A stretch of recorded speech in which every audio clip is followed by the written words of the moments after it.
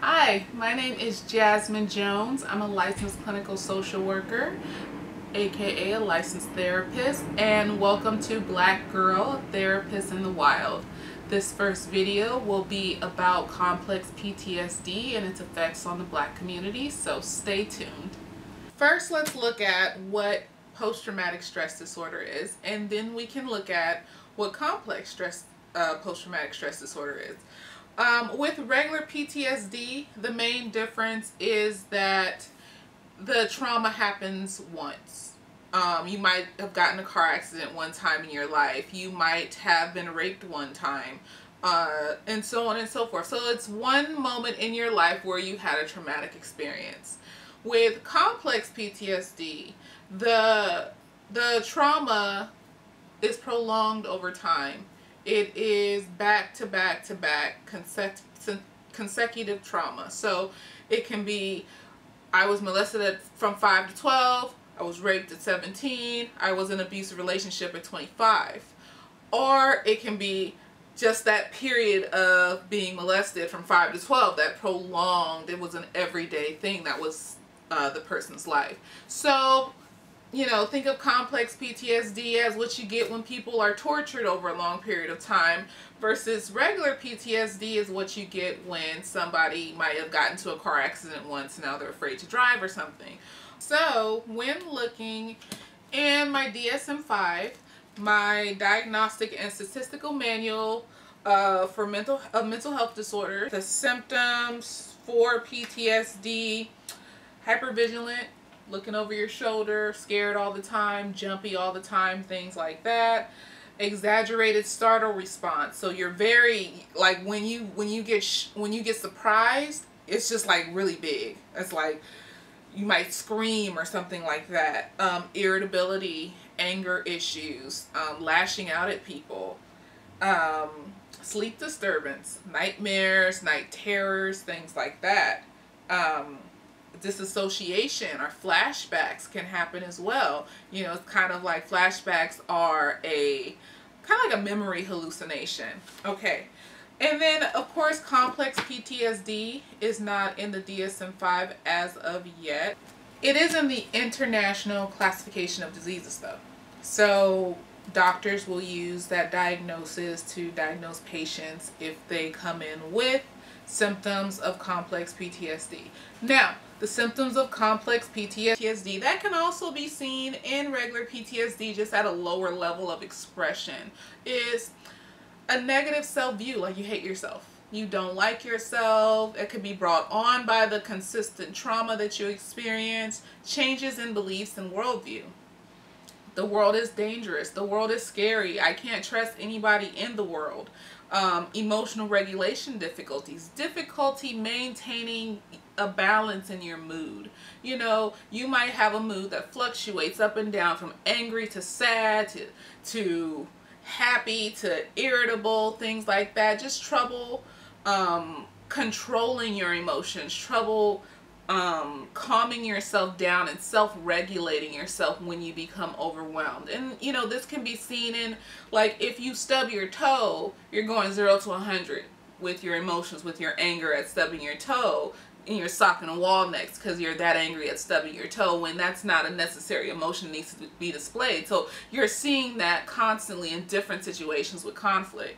Relationship issues, you know, difficulty trusting people, difficulty believing in people, difficulty understanding that people can be there for you in a healthy way, not knowing what a healthy way looks like, not knowing what a healthy relationship looks like. You know, that can be a symptom of complex PTSD.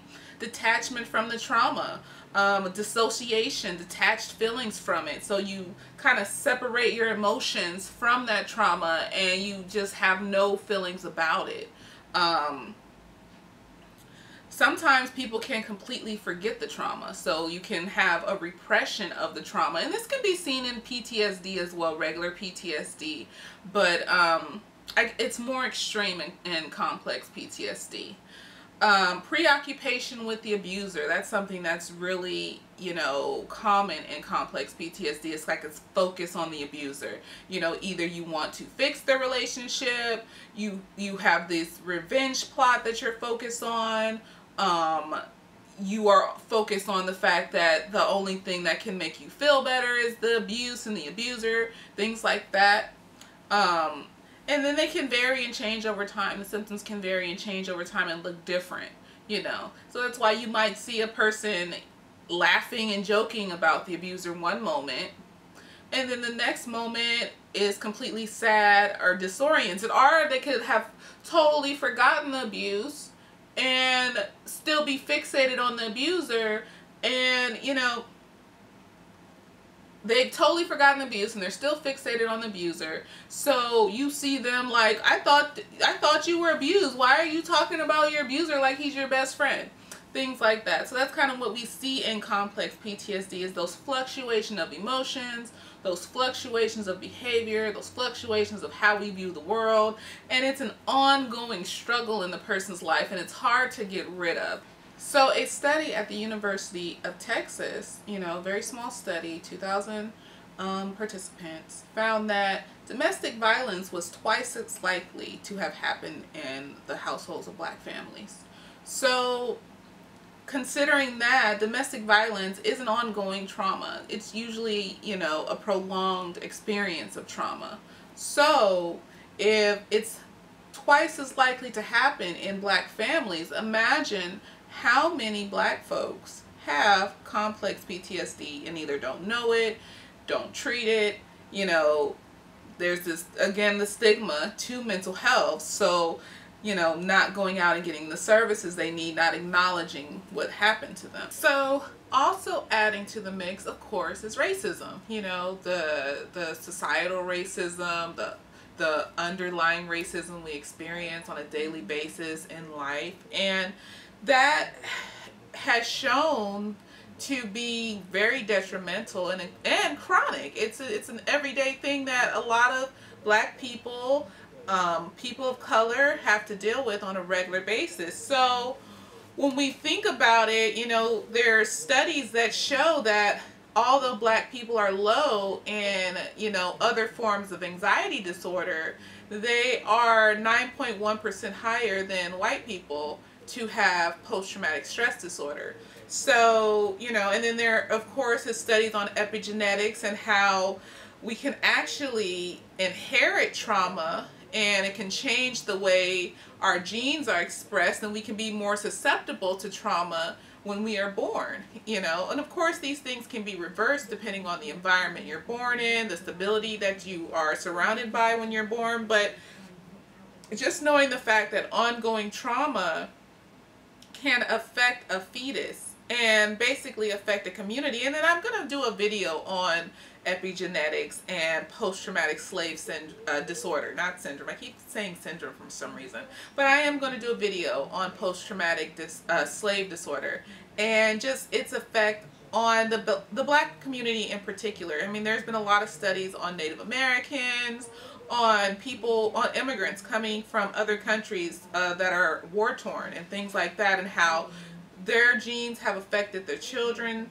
and how their children are more susceptible to stressful situations and things like that. But racism, I mean, not only do you have to, a lot of black folks have to deal with chronic abusive situations in the home, but then you have to go outside and deal with the world who's abusive against you as well. I mean, a part of denial of assault, a part of denial of abuse has to do with an ongoing sense that, you know, black women don't feel pain, and black women, you know, in the slavery times, how we were seen as sexual objects in general, and how that's translated down into, you know, the present time. So all of these things factor in, and they matter as far as how we see each other as a people and how we deal with trauma and its symptoms in our everyday lives. And, you know, having to basically force ourselves to ignore the symptoms so we can go out in the world and experience even more trauma than we felt at home, not being able to talk to anybody, and then coming back home and experiencing complex PTSD on a regular basis, our chronic trauma on a regular basis that fuels our complex PTSD. And it's difficult to be a black person in this world. You know, it's difficult to be a person of color in this world, but you know, black people have a special place in my heart because I'm black, so you know, it's difficult. So bearing that in mind when considering when someone says that they are going through something, and bearing in mind that, you know, whatever they're going through matters. It's not just something that, you know, they're making up, and that they're making up the symptoms that they're experiencing, and they're making things up, and none of the, what are they talking about, and all this other stuff. What people go through, what they experience, what traumas they deal with on a daily basis affects them on a psychological and a biological level. It changes you, it changes your mind, the makeup of your brain, it changes the makeup of your fetus when you're pregnant and you're going through prolonged trauma. I mean, think of women that experience domestic violence while they're pregnant, things like that. And so that's another reason why chronic PTSD and relationship trauma and, you know, prolonged trauma, chronic trauma has a special place in my heart, because I just feel like there are people out here being mentally, physically, emotionally, and sexually tortured on American soil, and when they try to come forward and speak about it, no one is listening. So I want to try and be one of the folks that listen and spreads the word and expresses what's happening. So not everyone that has experienced trauma will suffer from PTSD or complex PTSD. But it is important to make sure that we recognize it when we see it. When we see our child, you know, or see our child or even an adult having expressive moods that change rapidly, that you don't understand what's happening, you know, lashing out, aggressive behavior, angry. You know, we see a lot of that in our schools and black communities, is the angry student, you know, the angry black woman at work, things like that. And I think that it's really important to understand the psychological mechanisms behind these behaviors, instead of just looking at it from face value and saying that that person is broken, or that person doesn't know what's that person, you know, is just a bad apple, or that person, you know, just has an attitude, or that person, you know, is an angry black person, or whatever. Because that is a stigma in our community, to overlook the fact that, you know, there might be something going on inside of them, inside of their brain. You know, I always like to say to my clients, the brain is an organ, and when that organ is sick, then you're going to see fluctuations in mood. You're going to see fluctuations in behavior. Trauma can change the mechanisms in your brain. Trauma can change the structures in your brain, especially if you experience trauma as a child. Even as a teenager, your brain is still forming. So your brain basically forms around the trauma you experience, and it stays in survival mode depending on how long you've experienced that trauma. So if you were abused from 5 to 12, your brain will stay in survival mode, running at high speeds. It's kind of like if you turn an engine on, you know. It's like if you turn an engine on and leave it on all night. That's going to probably mess up your car. So imagine having that engine being your brain on for 10, 15 years of trauma. So you're constantly in survival mode. Everything looks like an enemy. Everything looks like something bad. And you know, that's why they say trauma can be a precursor to a lot of mental health issues. That's why complex PTSD can look something like the personality disorder of borderline. The extremity of the emotions expressed, the extremity of the behaviors that are represented. You know, you will have somebody that can develop agoraphobia and won't go outside the house because of what happened to them or what traumatized them, things like that. So understanding that trauma causes an actual disorder in the mind, it's an actual problem in the mind, will help when you see a friend, you see a family member, you see a coworker going through something and you don't necessarily know what's happening. It will help. You know, the first question I ask my clients when they come in and they seem upset or they seem worried or they're expressing these up and down emotions is, what happened? You know, not what did you do? How did you cause this? What happened? You know, helping them to understand that who they're talking to, the person that they're talking to express themselves, is a safe person that will understand them and understand what they're going through. So that's important. So that's it for this video. I guess if I could leave a question with you all, it would be, have you ever experienced any kind of symptoms of complex PTSD? You know, we went through the symptoms, we discussed how they present, and yeah, have they ever presented that way in your life before? The lack of trust, the fixation on the person that abused you,